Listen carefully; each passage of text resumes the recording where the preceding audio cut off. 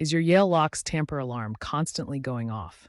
It's a common issue, often stemming from three main causes: the tamper spring, the cover fit, or software glitches. The tamper alarm is triggered by a sensor that detects potential forced entry or interference with the lock.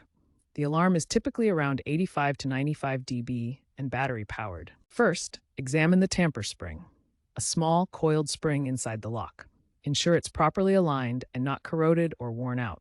It should have a tension of approximately 0.5 to 1.0 newton-meters torque. A misaligned or damaged spring can cause false alarms. Next, check the lock cover's fit.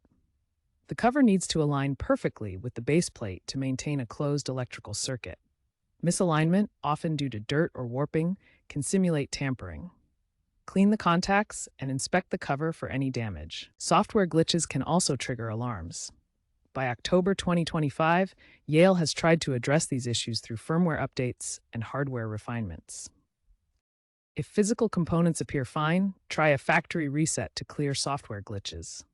Remove the batteries, press and hold the reset button for 10 to 15 seconds, then repair with the Yale Home app. Remember, this will reset your access codes. Here's what the battery compartment looks like inside the lock. Use alkaline batteries and follow the diagram for proper removal.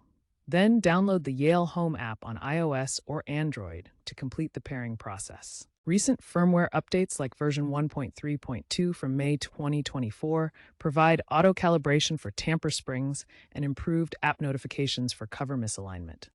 If the reset doesn't resolve the issue, contact a professional locksmith or Yale support, particularly if the lock is under warranty. Tamper alarms remain frequent complaints on platforms like Amazon and Best Buy as of October 2025.